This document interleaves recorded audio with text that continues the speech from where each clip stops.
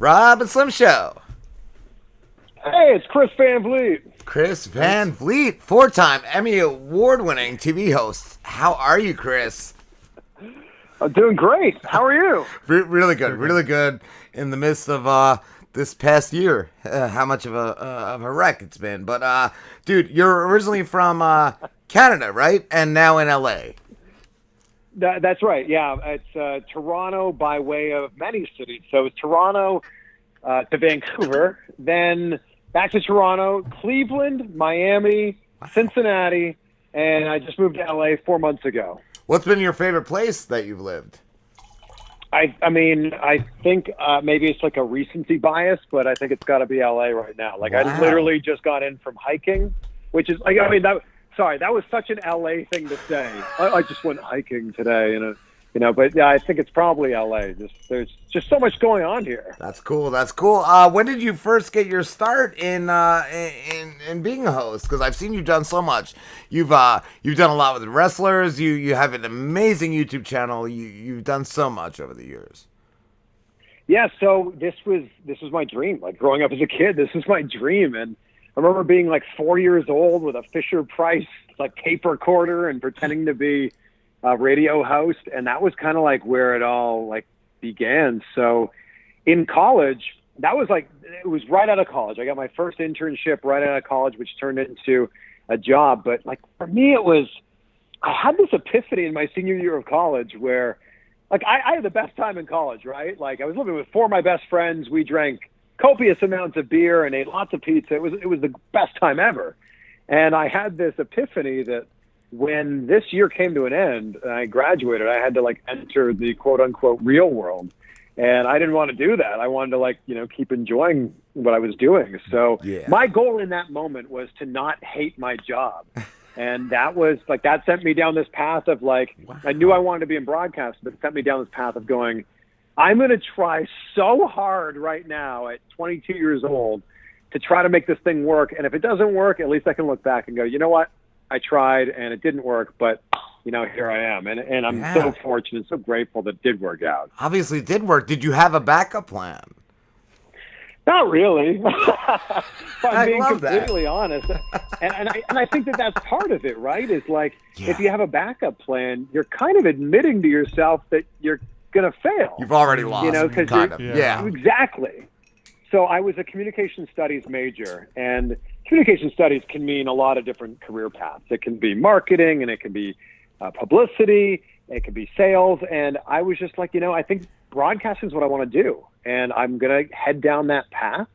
And if it doesn't work out, at least I can say I gave it everything I had, and then I would just figure out, whatever I needed to do to pay the bills after that. Yeah, right. Yeah.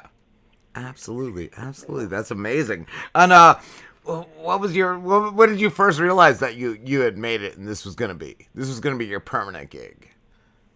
Well, I think I'm still trying to make it. That's definitely for sure. I think when I got first of all, when I graduated from college, it was an internship that I basically lied my way into. It was an hour away from my hometown. And I was applying for all these internships and wasn't hearing anything back. And this was an hour away from my hometown. I found out the name of the general manager of the TV station. And I wrote him an email and said, hey, I'm going to be in town next week during my spring break. I'd love to come by, take a tour of the station and, chat with you about an internship. And he said, we don't really, do that. We don't really give internships to people that aren't getting a college credit for it. But you know what, if you're going to be in town, come on by. And this was a total lie. I hadn't been to this town in 10 years. I had no plans to go to this town, but I made myself available and went to that town. So the fact that that internship then turned into a job. And in fact, as an intern, I was reporting for them on TV. I don't know if I felt like I made it, but I certainly felt like that initial lie I told to get me in the door, that had paid off. And here I was now, all my friends were working jobs that they hated and weren't getting paid very much. Well, here I was, not getting paid very much, but at least enjoying what I was doing. That's how I got into radio back in the day. Yeah, I think I took one community college course, and I was like, yeah, I'm going to college for communications, and I did an interview, and I lied, and I remember at the end of my internship, because they kept me on, they did keep me, same thing. I did interviews, I did shows, I did live gigs, and, they were like, yeah, whenever you get your papers, bring them in and we'll sign them, and they asked me 3 or 4 times. I was like, yeah, I'll get him. And I never brought him in. Never brought him in. Oh, I love it. Everyone that works in media has a story like this, where you like begged, borrowed, and stole your way into a job. Yes. It's the best. I don't know if you can do that anymore. I feel like nowadays they want like certification papers right up front. I feel like it's harder. I think what I had going for me was, it wasn't the fact that, I lied and said I was going to be in town. It was the fact that I was showing that I was like willing to do it. Yeah. And I think that if you're willing to go out of your way and make yourself available, then I think that people start to make themselves available to you. And I just think that goes for, really anything in life. But I think that's especially important when you're trying to get that first break for yourself. I think it's too, like, certain people can still, like, they'll even sift out the bullshit, and they'll be like, yeah, but there's a lot of ambition there, so let's give them the chance. I also remember growing up, one of my best friend's dads always said, yeah, it's not about what you know, it's about the line of bullshit that you can put out there. You got to sell the bullshit, right. Like, you really do. Yeah, and I mean, like I love watching Shark Tank, and how many times have you watched a pitch on Shark Tank where the product is very... not so good, but the sharks will be like, I want to invest in you. Like, your product's okay, but I want to invest in you. And that's basically what we're talking about here is They're going, you might have lied to me, and that's okay, but I like you, and I'm going to invest in you. Yeah, absolutely. What did you win your first Emmy for, Chris? So I was in Cleveland, and I won for being a TV host. Which was, it was a huge honor, and I'm now super grateful to be able to say I've won 4 Emmys. 3 of them were for being a TV host, and one of them, you mentioned earlier, I'm a big pro wrestling fan. I've interviewed a lot of pro wrestlers, and I told this story about this wrestler named Gregory Iron, who's the only wrestler in the world that wrestles despite having cerebral palsy. And it was just like this really touching story, and I was so honored that it got nominated, and then even more honored that it won. So, yeah, it's a pretty cool thing to be able to, especially now that we're all doing Zoom calls. It's a pretty cool thing to just casually have a handful of Emmys sitting behind you on the shelf. I was gonna say by the 4th one, were you like, oh God, this again, or were you still excited? Oh geez, another one? Oh, what am I gonna do with this? No, I'm actually nominated for one right now, and I'm like, it'd be so cool to be like, I want to win like 105 of these. That's awesome. Yes. Yeah. I was gonna ask too. Having had so much interaction with wrestlers, I see you even got Gangrel put his finishing move on you. Like, have you ever been intimidated talking to a wrestler or starstruck? So I don't know about starstruck, but intimidated. Like when they put on the character, sometimes there's this weird line of like, are they really being like this, or are they being the character? And some of them that are like really good at it can really push those boundaries. And when the conversation's done and, they've really pushed the boundaries and kind of, not been that nice to you, you're like, are you actually like that, or were you playing? And I think that that's like part of the allure of it, is like, that's what makes them so good. In fact, in terms of being intimidated, I still get a little nervous every time I'm about to interview The Rock. And like, look, The Rock's the biggest star in the world, and he's well aware of that. Yeah. But I get so not intimidated, but just nervous, because he was my favorite wrestler growing up. Same. He's, the biggest star in the world, like I just mentioned. So every time I'm like standing outside of the room about to do an interview with him, I'm like, oh man, like, this means so much to like the 15-year-old version of me that I can't let that guy down, Yes. Oh my God, we just did a story like a week ago. He was in a workout, like I guess swinging a chain and needed stitches, but he finished his whole workout and like licked the blood. Like he's a beast. He's a beast. He is, and he is. You know, they always say you shouldn't meet your heroes, but if your hero happens to be Dwayne Johnson, you should 1,000% meet your hero because he's kind and he's funny and he's charismatic and he has this amazing star quality about him, where he is self-aware enough to know that he's, you know, a massive star, and he's also self-aware enough to know that this moment means a lot to you. And he makes the moment, he turns the moment around and makes it about you. And that's just what's so cool. And it's such a rare quality, I mean, in celebrities in general, but it's just a rare quality in people to see that. Yeah, absolutely. Yeah, just to share the ball. Just, you know, that's totally. I was wondering if in real life if he's like how he betrayed himself in Fighting with Your Family, where he meets Paige and her brother and he just rips them apart, and he's like, "That's what it takes to be a wrestler." I love that scene. So that's a great scene. I interviewed The Rock for Fast and Furious 6, and you know The Rock in that movie, and you know he uses the line in the movie, but it's his catchphrase. You know, it doesn't matter. He used it in Fighting with My Family. He'll ask you a question, and then as you're answering, he'll shout, "It doesn't matter what you think." And it's this great moment. And it's one of his biggest catchphrases ever. So I'm interviewing him for Fast and Furious 6. And I said, well, you know, could we set up a scenario, you know, where Hobbs would say, "It doesn't matter." And I'm thinking he'll like walk me through, you know, the whole scene and, you know, we'll make this thing happen. He goes, yeah, sure. What's the scenario? I said, all right, well, you'll be driving. It doesn't matter what the scenario is. And he got me. He got me good. That is good. I know one of my sons over the past summer wanted to see Hobbs and Shaw, and dude, I bought it for him, and like I think we watched it 2 or 3 times. It's that good. Jason Statham and The Rock. So good. Look, so they're going to make 100 of those movies, and I will certainly not be complaining about it. Dude, and I had never previously seen any Fast and Furious, but Hobbs and Shaw was just so good. Like, I want to go back and see them now. Oh my gosh! Well, you need to. I think it's. Oh man, they're all blurring together now. But I think it's 6, where the the Rock's character stops a torpedo with his bare hand. You need to see this. God damn it, dude. Wow. Oh man.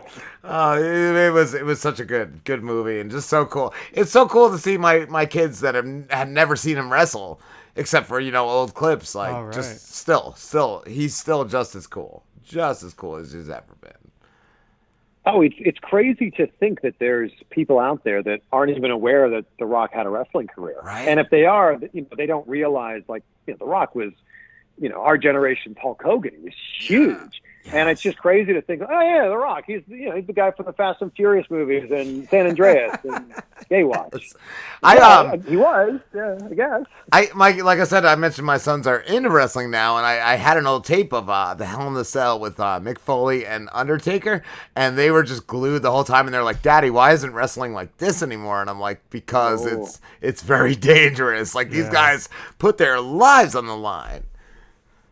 Yeah, I watched back that infamous clip of Mankind getting thrown off Hell in a Cell.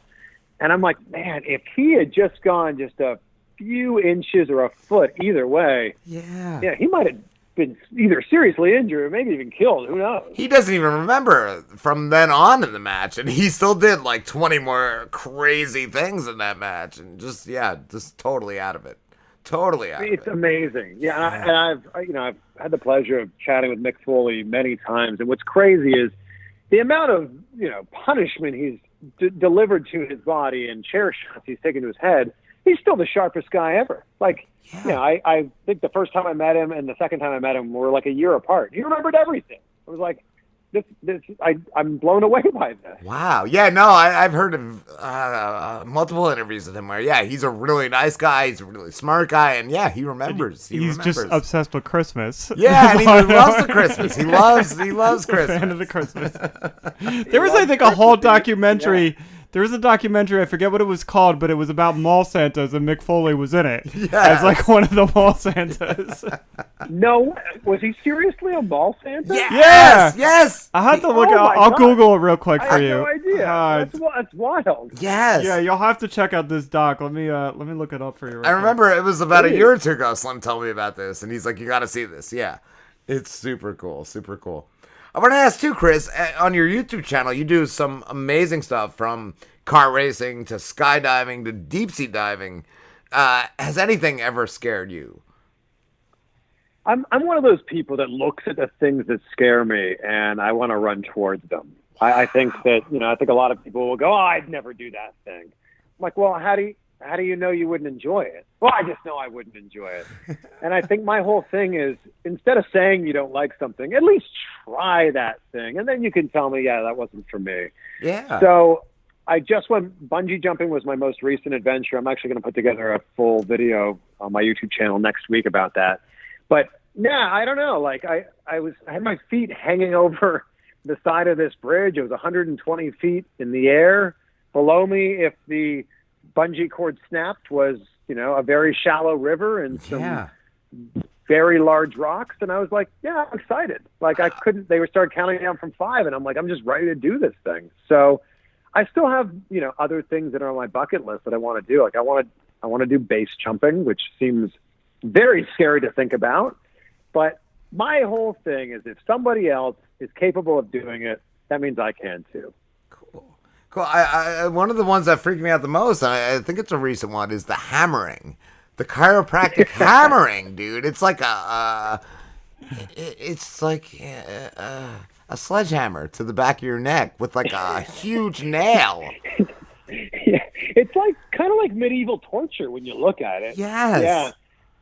So that was with a chiropractor named Dr. Bo Hightower, who is, very famous on YouTube for giving these adjustments to huge name celebrities, like all kinds of boxers and UFC fighters and wrestlers and actors as well. And he happened to be in town, so we did an adjustment and we filmed it. And yeah, it's wild. It's one of those where like he takes your neck and before you could even think about it, like it just cracked at the loudest noise you've ever heard. And then, yeah, he does, I think it's called hammer therapy. And it's like a hammer and a bolt. And he will like hammer out the knots. Yeah. And my neck was, it was pretty bad. He was like literally hammering out these knots in my neck. And I'll be honest, it was very painful as we were doing it. Okay. As soon as we were done, I felt like this immense amount of relief. Wow. Wow. Was it almost like a body high too? Like afterwards? Like, oh my, yeah, yes, because I mean, he was explaining like the whole science behind this, but like it was releasing like all these like endorphins and adrenaline, and like I say it in the video, but I was like, I feel like I'm on drugs right now because there was just such a rush of all of these different, I don't know what it was, all this different stuff to my brain, and I was like, wow. I need a second to just like sit down and just take this all in right now. Yes. It's similar to like a strenuous workout routine where it's like a pain in the ass and you fucking hate it, but then after it, you're just feel amazing. That's exactly it. Yeah. Like, or picture like, you go in for like a Swedish massage and it's like, some tiny, like, 100-pound woman and you're like, oh, okay. Like, yeah, this is going to be nothing. And then you leave and you're like, how did they do all that? Right. What a magician. Slim found that doc real quick, Chris. What's it called? It's called I Am Santa Claus. It's a documentary. It's an hour and 30 minutes. It's from 2014, and it stars Mick Foley, Artie Lang, Roddy Piper. Holy Christ, I loved Roddy. Wow. Yep. I'm gonna watch this tonight. I hope it's on Netflix. Yeah, I Am Santa Claus is what it's called. Have you ever talking about Roddy? Have you ever had the opportunity to talk to him, Chris? No, I never had the pleasure to talk to him, and I mean, he's just such a legend. He was one of my favorites growing up, dude. I grew up in the '80s, and yeah, there was Hulk and there was Roddy, but I loved Roddy more. Yeah, and if I talk to any bad guy wrestler, any heel, everybody's inspired by Roddy Piper. Isn't it so funny that, I grew up in the 80s as well. I thought his name for the longest time was Roddy Piper. I didn't realize it was Roddy Piper. I can't be alone on this. Dude, no, you can't be. I've always, just you mentioning that, I've always loved the heels. I've always loved the guy that everyone hates. And then I've done it just to, like, piss my friends off, and then about a month in, I actually love that heel. I don't know what it is. I love a guy that can embrace being hated and do it so amazingly. Well, every wrestler says it's so much easier to be a bad guy than it is to be a good guy. Wow. And there's just something about like, there's something fun about getting people to hate you because, in your regular everyday life, you're trying to be a nice, considerate person for the most part. Yeah. And when you're a bad guy, you can do all those things that your, alter ego wishes that they could do. Yes. Have you ever gotten to talk to the Iron Sheik, Chris? So I've never interviewed him, but I worked at a TV station when I was in Toronto, and he would come in frequently to do interviews with our sports guys. And he's everything that you would expect him to be. Okay, that's what I wanted to. I've always wanted to know because I've heard so many interviews with him, and he just seems like he is the Iron Sheik. 100%. That's it. Yeah, and he gets it. Like he understands that. Like making fun of Hulk Hogan is his thing, and it's. I'll never forget. This was on live TV, and he's like talking about just terrible stuff about Hulk Hogan, and the host was like, Sheik, I don't think we can say that on TV. I don't. We're gonna have to throw to the commercial. I humble him. Going on and on. I humble him. He's good. That's right. Yeah. I'd humble him and calling him all kinds of names. Sheik, we can't say that on TV. Oh my God! Yeah, I always pictured he is just that. He is that. What you hear is what you get. So I'm curious. That's Iron Sheik. Chris, you and Rob both come from like you guys are 80s guys or whatever. I'm a 90s kid, and so I grew up with this peak of wrestling where it was WCW and WWF, and my guys were like Sting, Goldberg, and Diamond Dallas Page, and like this. How do you guys view that like era of wrestling? Ooh, that's interesting. So I've been a wrestling fan in the 80s, kind of a casual fan. I was born in 83, so I was 5, 6, 7, 8 when I, would watch wrestling in the 80s. But then I kind of got out of it, and then it was the Attitude Era that really brought me back in. So Austin McMahon was the big storyline at that time, and I just got sucked into all the characters that they had on Raw. But I would watch Nitro during the commercial breaks, and if I liked what was going on Nitro better, I would just end up watching Nitro for the rest of the night. But it's so interesting, man, to hear that like someone was more of a WCW fan than a WWF fan. I never even gave it a shot. I never gave it a shot. I was born in '76, Chris, and I grew up with the '80s. I grew up with the Hulk, with Roddy, and then once my buddies in my 20s got me back into. I feel like it was Hell in the Cell that brought me back. I was all WWF, WWE. Right. Yeah, I don't know where I made that Nitro was doing the cruiserweight hour. So Nitro was 3 hours long at one point, and the very first hour was just like showcasing all like the cruiserweights, and I was like, this is amazing because I was always blown away by guys that could do that athletic, acrobatic stuff that the bigger guys couldn't do. Yeah. Some of the guys though that were on there originally, like Rey Mysterio, were always cool. Always cool. Yeah. Rey Mysterio. And look, crazy that we're talking about Rey Mysterio wrestling in the 90s, and Rey Mysterio is still wrestling every week right now. Still every week, and his son is amazing. I love what they've done with him. I love that stuff. Yeah, no, I had the pleasure of talking to his son Dominic Mysterio on the show like last month, and I mean, crazy that his first match ever. For most pro wrestlers, your first match ever is like in some bingo hall in some town that you can't even pronounce. Yeah. His first match ever was against Seth Rollins, and it was at SummerSlam on pay-per-view. Like It doesn't get any better than that. No, it doesn't. Yeah, you figure you're at some local middle school with Bob Backlund hosting. Right. No, you're at SummerSlam. Like.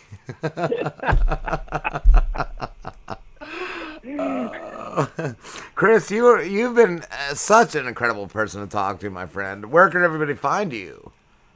A big thanks to you guys for having me on. It's been so fun. So I appreciate you guys.